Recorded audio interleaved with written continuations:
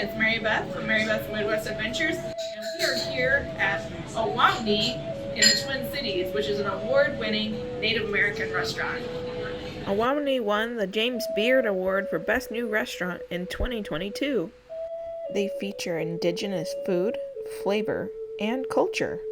Their decolonized approach avoids many foods such as chicken, pork, and beef, nor do they use dairy, wheat flour, or cane sugar, using instead agave and maple syrup as their sweeteners. They also prioritize buying from indigenous food producers using Native American farming and foraging techniques. My husband and I are both very picky eaters, and neither of us had ever eaten at a Native American restaurant before, so we were both kind of nervous we wouldn't like anything. One of my friends in the Twin Cities knows how much I have wanted to try this restaurant, and after stalking them for weeks, was able to get us a table after a last-minute cancellation. We were led to our table with an absolutely gorgeous view of the Hahawakpa, which is known to many as the Mississippi River.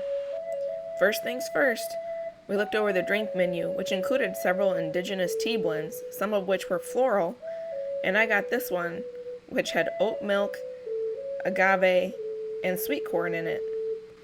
And quite honestly, I felt like it kind of tasted like rosemary. So they provided a little bottle of hand sanitizer. After some discussion, we decided to just order family style so that we all could try a little bit of everything. And these are timsala, which is an endemic prairie turnip, and it came as part of our duck sausage appetizer. It also came with a watercress puree, puffed rice, and edible flowers. If you're super adventurous, you can even try crickets. So the evening that we came, the game tartare was elk. Our friends actually had come before and tried the game tartare when it was venison and said it was absolutely show-stopping. It was very savory and packed with flavor. The only thing throwing me off was the fact that the meat was cold. But who else can say they've eaten raw elk in their life? Like with tapas, you can order a few small plates at a time and they come out when they're ready.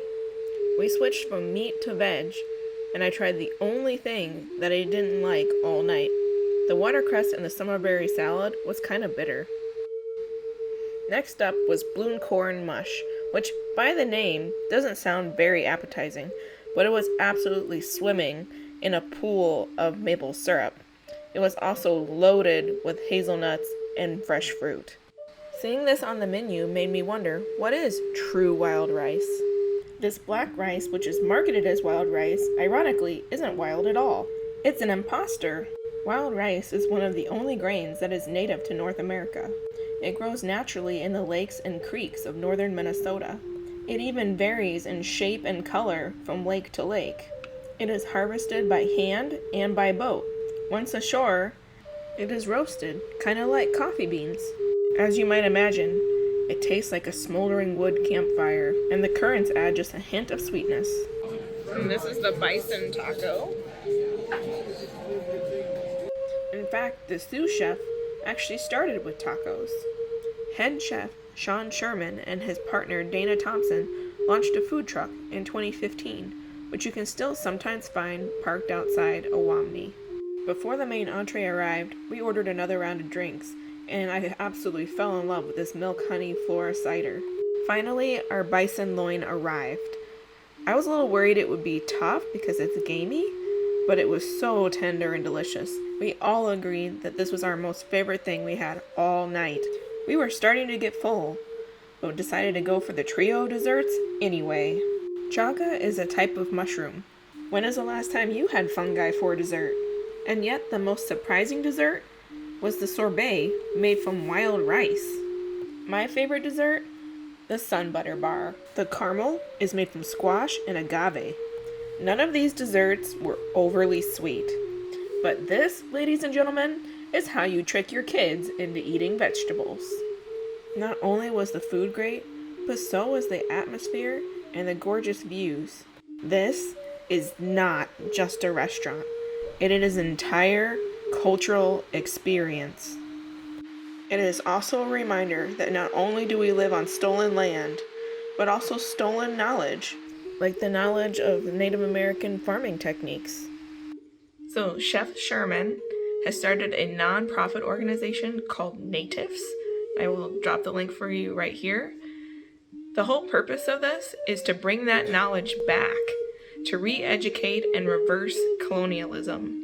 And they are starting their first food lab in Minneapolis to promote indigenous food education. They also work with groups like the Seed Savers Exchange in Cora, Iowa, to help save their heritage seeds and educate on plant identification, cultivation, and gathering. So I do want to say my channel is not yet monetized because I don't have 1,000 subscribers.